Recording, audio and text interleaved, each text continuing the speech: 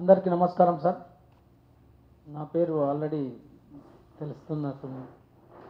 Kambalapalli Ramulu, head master, Tukkuguda పాఠశాలలో పనిచేస్తున్నాను. మరి ఆ రోజు జరిగినటువంటి సంఘటన వాస్తవంగా మన స్కైలాబ్ సార్ పూర్తిగా దానికి సంబంధించినటువంటి విషయం కరెక్ట్గా ఉందని నేను అనుకుంటున్నాను. అయితే వీడియోలు అవి మీరు చూసారో లేదో, మా దగ్గర ఇప్పుడు వీడియోలు ఉన్నాయి, అవసరమైతే చూడండి. తర్వాత ఈ కొట్టిన తర్వాత కొట్టక ముందు వాళ్ళు ఏదైతే ప్లాన్ వేసుకున్నారో అది కూడా మెసేజ్ కూడా నా దగ్గర ఉంది.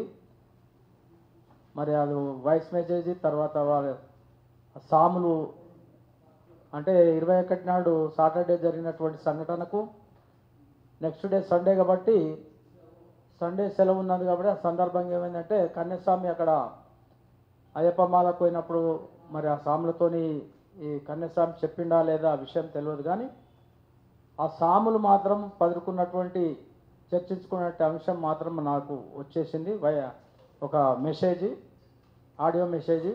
అది కూడా గ్రూప్లో ఉంది. ఆ మెసేజ్ కూడా దాదాపు అందరికీ షేర్ చేయడం జరిగింది. దాని ప్రకారంగా మరి వాళ్ళు అదే కాకుండా వాయిస్ మెసేజ్ ప్రకారంగా కూడా అడగడం, అంటే ఆయన ఎక్కడుంటాడు, ఆయన పేరేం పేరు, ఆయన ఏం కులం, ఇవన్నీ చాలా ఆరాధించి దాన్ని ప్రత్యేకంగా ఒకటి ఈ దళితులు లేకపోతే ఎస్సీ అనే కులాన్ని ఆసరాగా తీసుకొని నా మీద దాడి చేసిరని నేను ఆ వాయిస్ మెసేజ్ ప్రకారంగా నేను అనుకుంటున్నాను. ఎందుకంటే ఆ వచ్చిన వ్యక్తులు నాకు ఎవరో తెలియదు, నేను కూడా వాస్తవంగా వాళ్ళకి ఎవరికి తెలియదు. నేనేమైందంటే 2023 సెప్టెంబర్ 18 తారీఖు నాడు ఆ పాఠశాలకు ట్రాన్స్ఫర్ పైన వెళ్ళినా కాబట్టి 1 ఇయర్ అయిపోయింది. 1 ఇయర్ లోపల కూడా నేను నా పాఠశాల పరిధిలోనే పని చేసుకుంటా ఉన్నా. అక్కడ డెవలప్మెంట్ యాక్టివిటీ కార్యక్రమాలు ఏవైతే ఉంటే కౌన్సిలర్ కానీ తర్వాత చైర్మన్ కానీ వాళ్ళని పట్టుకొని చేస్తున్నాం. అయితే ఈ విలేజర్స్తో కూడా కొంచెం మాకంతా సంబంధాలు లేవు. కాబట్టి ఇది కేవలము నన్ను ఒక ఎస్సీ అని ఒక దళితుడని ప్రత్యేకంగా ఈ సాములు నా మీద దాడి చేసిరని నేను మీ రౌండ్ టేబుల్ సమావేశంలో నేను విన్నపించుకుంటున్నాను. కాబట్టి దీనిపైన మీరందరూ స్పందిస్తున్నందుకు ఇంకా స్పందించి ముందుకు తీసుకుపోవాలని, ఎందుకంటే నాకు ఒక్కరికే జరిగినటువంటి అవమానమే కాకుండా వాస్తవంగా నాకు చెప్పలేదు. వాస్తవంగా నేను ఒక హెడ్ మాస్టర్, మరి ఆ పరిస్థితి ఎదుర్కొన్నారంటే మరి మామూలు వ్యక్తులు ఎట్లా ఉంటారో అదొకసారి తెలుసుకోవాలి. వాళ్ళు అంతా దౌర్జన్యంగా, అంటే ఇక నేను ఏమన్నా ఇక మళ్ళీ నాకు కొట్టడం జరుగుతుంది, భయభ్రాంతులకు గురి చేస్తున్నారు. అందరూ ఒకేసారి 50-60 మంది ఒకసారి మీదికే వచ్చేస్తున్నారు. మీరు అందరు దాదాపు వీడియో చూస్తుంటారు, అన్నగిన చూపించుంటారు వాళ్ళు. కాబట్టి ఆ పరిస్థితిలో నేను ఏం చేయలేక ఇంకా వాళ్ళు చెప్పిందల్లా చేసిన అక్కడ అది పరిస్థితి. ఆ విధంగా జరిగినటువంటి సంఘటనలు లాస్ట్కు 12:30 వరకు ఇదంతా అయిపోయింది. ఆ తర్వాత ఈ వీడియోలన్నీ వైరల్ అయిపోయిన తర్వాత అక్కడ ఉన్నటువంటి పోలీస్ డిపార్ట్మెంట్ ఈ వీడియోలు చూసి వాళ్ళు మా పాఠశాలకు రావడం జరిగింది. మేమేమో వాళ్ళకేమో కాంప్లైంట్ ఇవ్వలేదు, ఏమి ఇవ్వలేదు. ఆ వైరల్ ఈ వీడియోస్ ఏవైతున్నా వీడియోలను చూసే వాళ్ళు పాఠశాలకు రావడం జరిగింది. వచ్చిన తర్వాత మరి మాకు ఒక 100 కాల్ చేయొద్దా, మరి మాకు ఒక పక్కనే ఉన్న ఒక ఫోన్ చేయొద్దా అది దానింటే, ఆ పరిస్థితిలో మా ఉపాధ్యాయులందరూ కూడా నా చుట్టే నన్ను రక్షించే ప్రయత్నంలో ఉన్నారు. మరి ఆ సందర్భంగా ఎవ్వరికి కూడా ఆలోచన కూడా తట్టలేదు. అంతా ఇదే మూడ్లో ఉన్నటువంటి పరిస్థితుల్లో ఎవరు ఏం చేయలేదు. అది ఆ విధంగా చెప్పడం జరిగింది. అయితే పోలీసు వాళ్ళు ఎప్పుడైతే పాఠశాలకు వచ్చిర్రో అదేవిధంగా వాళ్ళు ఏం చేశారంటే మళ్ళీ ఈ సాముల వెనుక ఉన్నటువంటి బజరంగ దళ్ ఎవరైతే ఉన్నారో వాళ్ళు అప్పుడు బయటకు వచ్చి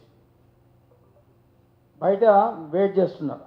వాళ్ళు ఏం చేశారంటే నా మీద ఆల్రెడీ ఎప్పుడైతే పోలీసు వాళ్ళు మా స్కూల్ కాడికి వచ్చిన కన్నా ముందే వీళ్ళు వస్తున్నారు అనేది పసిగట్టేసి నా మీద కాంప్లైంట్ ఇచ్చి వచ్చారు.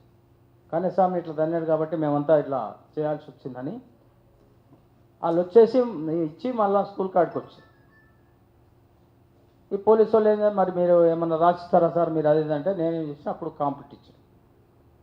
కాంప్లీట్ మా యూటీఎఫ్ అప్పుడే సందర్భంలో గోపాల్ సార్ వచ్చేసారు అక్కడ, మీరు తప్పనిసరి కాంప్లీట్ ఇవ్వాలి, మీరు రాసి ఇవ్వాలి అనేది ఆయననే కొంచెం చెప్పేస్తే మేమంతా రాసి ఆ పోలీసు వాళ్ళకి ఇచ్చేసినాక వెళ్ళిపోయారు. వెళ్ళిపోయినాక వాళ్ళు ఏం చేస్తున్నారంటే మాకు ఎమ్మడే కేసు చేయాలనేది పిలుస్తున్నారు. రండి సార్ కేసు చేయాలి, మేము తప్పనిసరి రావాలి. ఆ పిలిచే సందర్భంలో ఈ బజరంగ దళ్ వాళ్ళు ఇక్కడ ఉన్నటువంటి పెద్ద మనుషులు ఎవరైతే ఉన్నారో వాళ్ళు ఇక మా దగ్గర రాయబారం పెడుతున్నారు. ఎందుకు సార్ ఇదంతా వాతావరణం చేంజ్ అయితే స్కూలు అదంతా కర్ర ఇది అట్లా అని వీళ్ళు అంటున్నారు.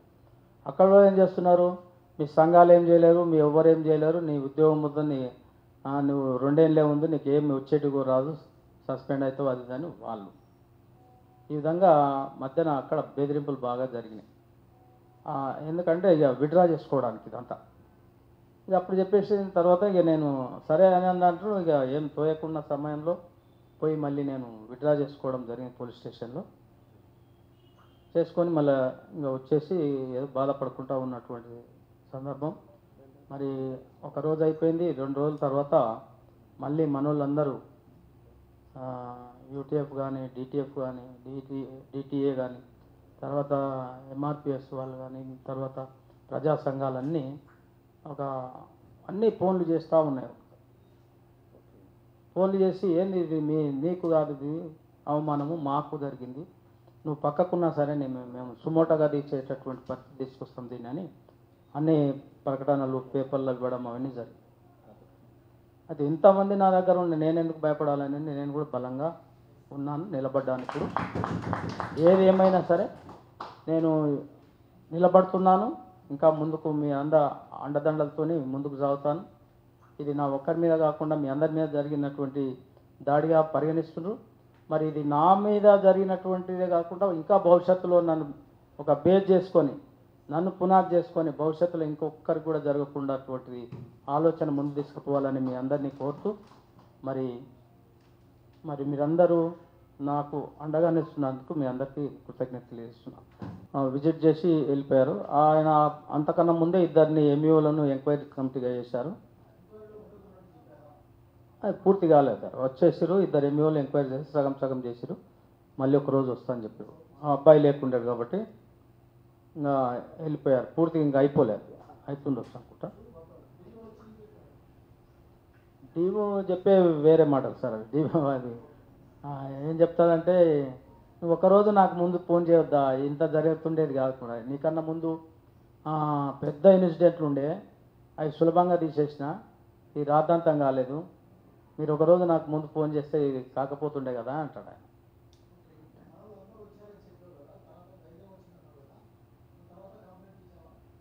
కంప్లీట్ ఇచ్చి సిపికి ఇచ్చొచ్చింది.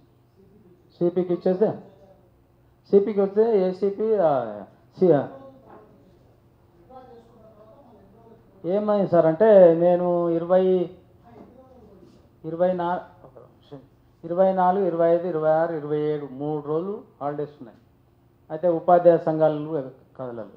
27 నాడు కదలదామంటే ఆ రోజు మన ప్రైమ్ మినిస్టర్ వచ్చిపోయిన సందర్భంగా హాలిడే వచ్చేసి నెక్స్ట్ 28 నాడు ఏం చేశారంటే అన్ని ఉపాధ్యాయ సంఘాలు పాఠశాలను మద్దతుగా దిగి నినాదాలు చేస్తూ నేస్తానని చెప్పారు. ఆ రోజే నేను కాంప్లీట్ రాశాను 28 నాడు రాస్తే నైట్ అయింది కాబట్టి నేను 28 నాడు సిపి దగ్గర పోలేక 29 నాడు పోయాను. 29 నాడు పోయి ఇచ్చేసి అక్కడే సిఐ ఉన్నాడు, ఏసీ తర్వాత డీసీపీ ఉన్నాడు, వాళ్ళని పిలిచి ఎమ్మడే ఈ ఫైల్ తీసుకోండి పే చేశాను. ఆయన పోగానే ఇవన్నీ చూసి నేను అన్నీ చూసేసాను, నాకు అన్నీ తెలుసు, వీడియోలు అన్నీ నేను ఆల్రెడీ చూసిన. సిఐ గారు అయితే తీసుకొని పే చేసేయండి చెప్పేసి ఆ రోజు కూడా 29 నైట్ అయింది. మళ్ళీ ఉదయం పోయి 28 నాడు పోయినాం. 29 నాడు ఏమైందంటే పోలీస్ స్టేషన్కి పోయి మళ్ళీ పోయాం. కంప్లైంట్ ఇచ్చి కేసు ఫైల్ చేసేసి ఎఫ్ఐఆర్ మాకు 1 గంట తర్వాత ఇస్తాను చెప్పి ఇచ్చేసి అది జరిగింది. ఇచ్చాను.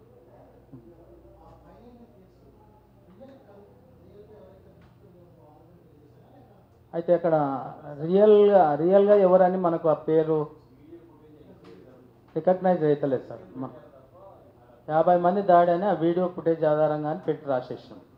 అయితే ఇక నిన్న సిపి వాళ్ళంతా ఏసీపీ వాళ్ళంతా సందర్భంలో వచ్చి ఒకటి బర్గిల సురేష్ అని ఒకటి జంగయ్య అని 2 పేర్లు తెలియని సివిల్లో ఉన్నారు వాళ్ళు. మిగతా వాళ్ళంతా వాళ్ళు సాములు. వాళ్ళు ఈరోజు కూడా వాళ్ళు